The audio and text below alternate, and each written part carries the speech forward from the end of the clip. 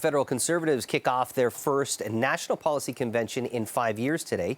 This is the first convention with Pierre Poilievre leading the party. A pair of leadership races and the COVID pandemic have prevented Conservatives from holding an in-person convention since 2018.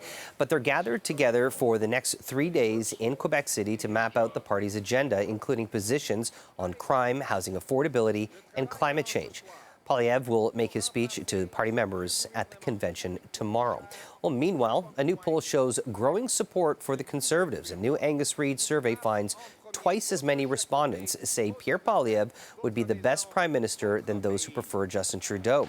More than 4 in 10 say the Conservative leader is the best choice to manage the economy.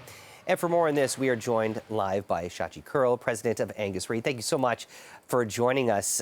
Got to ask, why do Canadians feel that Pierre Poilievre would be a better Prime Minister than Mr. Trudeau? So much of this has to do with two things, Jamie. The first is that Pierre Poilievre has been almost exclusively on a one-track message line regarding inflation and the cost of living. And we know that that is the #1 issue for Canadians. Think about back to school, think about households trying to figure out in the late weeks of August whether there was going to be money for hockey or swimming lessons this year.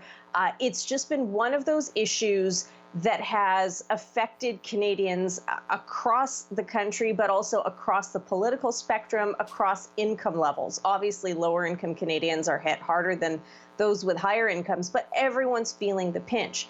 Against that backdrop, a couple of things are happening. First of all, you've got an opposition leader in Pierre Poilievre who has been doing nothing if not talking about this issue for the last year. So it's something that Canadians are receptive to. They're feeling it personally.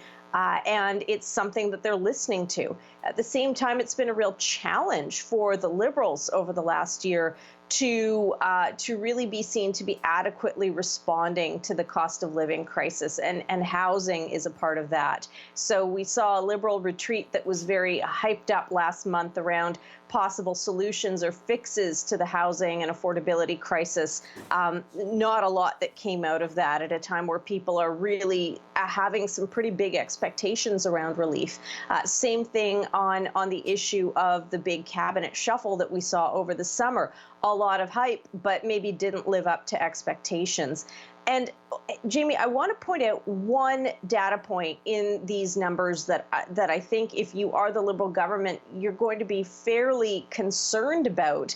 I've always said there's no path to victory for the Conservatives unless they can win through and in the big urban centers. Well, the fact that the Conservatives have now a 17-point lead in the 905, here we are on CP24. This is your area. The fact that we're seeing such a significant lead for the Conservatives in such a vote-rich, influential swing region probably is a real cause for concern for the Liberals, a cause for maybe some confidence and celebration for the Conservatives.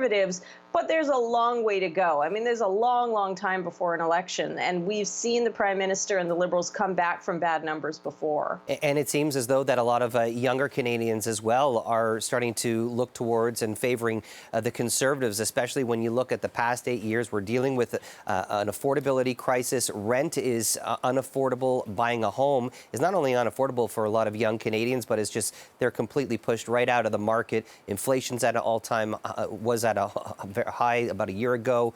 There's so many of these compounding factors, and I'm curious, but part of this poll also indicated that, you know, a large number wouldn't want to see a Conservative majority. That's right. So the fear factor towards the Conservatives and the potential of a Conservative government remains really high. It's something that Canadians, particularly on the left and the center left of the political spectrum, do not want to see. So if you voted Liberal, NDP, or even for the Bloc in the last election, these are not the people you want to see in power in the PMO. And so that is an issue and a hurdle that Pierre Poilievre has to clear. I would point out that what we're seeing in terms of this gap, in terms of voter intent, the 12-point lead that we're seeing for the Conservatives over the Liberals, the number of people saying that they're losing confidence with Justin Trudeau or showing more confidence in Pierre Poilievre, actually it has more to do with a real cratering of the numbers for the Liberals, disaffection and fatigue with the Prime Minister than it does with any kind of like swooning, crushing, affectionate feeling that people are feeling towards Pierre Poilievre. There's no Pierre mania or Poilievre mania happening here. It's more that people are feeling increasingly just blasé and a little bit wah-wah about the Liberals and what they're offering. There is absolutely a fatigue factor that has them turning away from the Liberals right now. The big question is, does that turn fully to the Conservatives, and will it hold? Can the Conservatives maintain this momentum? And I think there's a lot of road ahead that would suggest that that could be possible, but frankly, it could also not be possible. Shachi Kurl, President of Angus Reid, we appreciate your time. Thanks for joining us. Thanks for having me.